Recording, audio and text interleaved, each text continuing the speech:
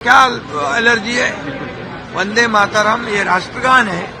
ये वंदे मातरम कहते कहते हमारे देशभक्त स्वातंत्र वीर उन्होंने बलिदान दिया है, देश को आजादी दिलाई है। ये राष्ट्रगान है वंदे मातरम, मातृभूमि को वंदन करना, इसमें क्या गलत है? और इसलिए वंदे मातरम सभी लोगों को कहना है। राहुल गांधी का कहना है कि यूएस डील में भारत सरकार ने भारत माता को भेज दिया है। शिंदे साहब, राहुल गांधी में जिस तरह से मुस्लिम मेयर बिठाया गया, या हिंदुत्व की और मराठी की बात करते थे, लेकिन वहां पर जहाँ मौका मिला वहाँ मुस्लिम उन्होंने। अरे बाबा, 2019 में उन्होंने जब बाला साहब ठाकरे जी के विचार छोड़ दिए, इसलिए तो हमने सरकार बदल दिया। सरकार बदल के लोगों के, जनता के दिल का सरकार लाया है, और इसीलिए हम बाला साहब ठाकरे जी के विचार को आगे बढ़ा रहे हैं, डेवलपमेंट को आगे बढ़ा रहे हैं। इसलिए 3.5 सालों में जो राज्य सरकार ने, महायुति ने काम किया है, इसका नतीजा क्या है? हम महायुति विधानसभा में 1 साइड जीत गई, नगर परिषद में जीत गई, महापालिका में जीत गई, अभी जिला परिषद में जीत गई। तो महायुति को, जो हम बाला साहब ठाकरे जी को विचार को आगे बढ़ा रहे हैं, अभी उन्होंने अपना असली चेहरा दिखाया है। शिंदे साहब, आप परभनी के आप जो है बांग्लादेश मुक्त मुंबई करना है।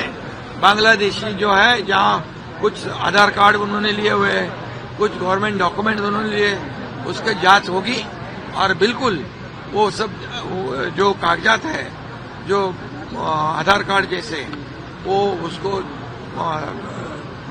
वेरीफाई किया जाएगा, रद्द किया जाएगा, और बांग्लादेशी को बाहर निकाल देगा। राहुल गांधी ने कहा है कि भारत सरकार ने विपक्ष जैसे जो लोग हैं, वो अपने वोट बैंक के लिए कह रहे हैं कि उनको जो है आप मुस्लिम लोगों को तकलीफ दे रही है, ऐसा। अरे बाबा, बांग्लादेशी जो यहाँ के देश के मुसलमान हैं, भारत के मुसलमान हैं, भारत के हिंदू हैं, देशभक्त मुसलमान, देश राष्ट्रभक्त मुसलमान, उनको क्या तकलीफ है?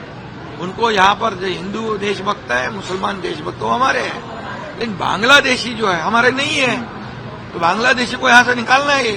सभी लोगों ने सहयोग करना चाहिए। राहुल गांधी का कहना है कि यूएस ट्रेड डील जो हुई है, उसको लेके भारत सरकार ने भारत माता को भेज दिया।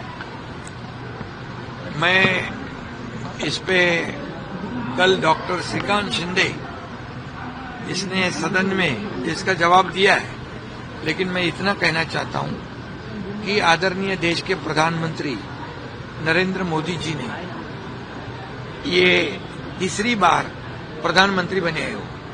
2014 के पहले का अब याद करो, कितने स्कैम, 2G स्पेक्ट्रम, कोयला स्कैम, चारा स्कैम, कॉमनवेल्थ स्कैम, कितने स्कैम, कितने गिनाऊं? मैं पूछता हूं, जब कौन सी सरकार थी? यूपीए गवर्नमेंट थी, कांग्रेस की गवर्नमेंट थी।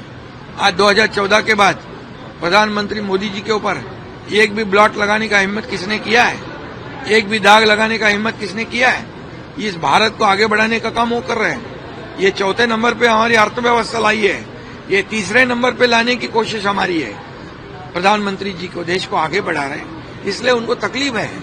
इनको देश आगे बढ़ रहा है, और ये सब लोग पाकिस्तान की बोली बोलते हैं, विदेश में जाके प्रधानमंत्री के ऊपर निंदा, टीका टिप्पणी करते हैं, हमारे देश के खिलाफ बोलते हैं। ये कैसे देशभक्ति है?